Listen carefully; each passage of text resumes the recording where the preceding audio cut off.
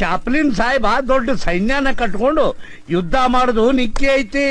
ಅದಕ್ಕ ಆ ಯುದ್ಧಕ್ಕೆ ನಿನ್ನ ಮಗನ್ನ ಕಳಿಸ್ಬೇಡವಾ, ಅವನ ಪ್ರಾಣಕ್ಕ ಅಪಾಯ ಐತಿ. ಅಯ್ಯ ನಿನ್ನ ಮಾರಿ ಮಣ್ಣ ಗಡಗಲಿ, ಮಾರಿ ಮೇಲೆ ಮೀಸಿ ಬೋಳಿಸ್ಕೊಂಡು ಸೀರೆ ಉಟ್ಕೊಂಡವ್ರು ಆಡೋ ಮಾತುಗಳಿವು.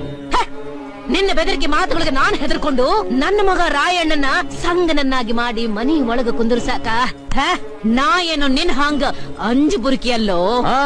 ಸಮಾಧಾನ ಮಾಡ್ಕೋ ಕೆಂಚವ್ವ, ಸಮಾಧಾನ ಮಾಡ್ಕೋ. ಸಮಾಧಾನ? ಅನ್ನ ಇಕ್ಕಿದ ಮನೆಗೆ ಕನ್ನ ಹಾಕೋ ನಿಮ್ಮಂತವ್ರೆ ಕೂತು ಬೆಂಕಿ ಹಚ್ಚೋ ಹೊತ್ತಿನಾಗ ಸಮಾಧಾನವಾಗಿರಾಕ ನಾ ಏನು ಹುಚ್ಚಿ ಅಲ್ಲೋ. ಹುಲಿ ಕೂಡ ಕುಸ್ತಿ ಹಿಡಿದು ಅದ್ರ ಛತ್ತ ಕೆಡವಿ ರಕ್ತ ಮಾನ್ಯದ ಹೊಲನ ದತ್ತಕ ಪಡೆದ ಭರಮಣ್ಣನ ಹೆಂಡತಿ ಅದೀನಿ, ನೆನಪಿರಲಿ. ನಾವಿಲ್ಲ ಅಂದಿಲ್ವಾ, ಆದ್ರೆ ನೀವೊಂದು ಮಾತು ತಿಳ್ಕೋಬೇಕಾಗೈತಿ. ಚಾಪ್ಲಿನ್ ಸಾಹೇಬ್ರ ಮಾತು ಕೇಳಿದ್ರೆ ಅವರು ನಿನ್ನ ಮಗನ ತನ್ನ ಹೊಟ್ಟಿ ಮಗನಂಗ ನೋಡ್ಕೋತಾರವಾ. ಈ ಮಂಗ್ಯ ನನ್ನ ಮಕ್ಕಳು ನನ್ನ ಮಗನ ಹಂಗ ಯಾಕ ಅವ್ರ ಅಪ್ಪನ ಹಂಗ ನೋಡ್ಕೊಳ್ತೀವಿ ನಾ ಆಸೆಗೆ ಹಚ್ಚಿದ್ರು. ಆ ಆಸೆ ಬಲಿಗೆ ಬೀಳಾಕ ನನ್ನ ಮಗ ನಿಮ್ಮ ಹಂಗ 108 ರಕ್ತ ಕೊಟ್ಟಿದವನಲ್ಲ. ಅವ್ರು ಎಂತವ್ರು ಅಂತ ನಿನಗೆ ಇನ್ನೂ ಗೊತ್ತಿಲ್ಲ. ಇನ್ನು ಒಂದು ಹೆಚ್ಚಿಗೆ ಮಾತಾಡಿದ್ರ ನನ್ನ ನಾಲ್ಗೆ ಮಾತಾಡುದಿಲ್ಲ, ಈ ನನ್ನ ಕುಡುಗೋಲು ಮಾತಾಡ್ತಿದ್ವಿ.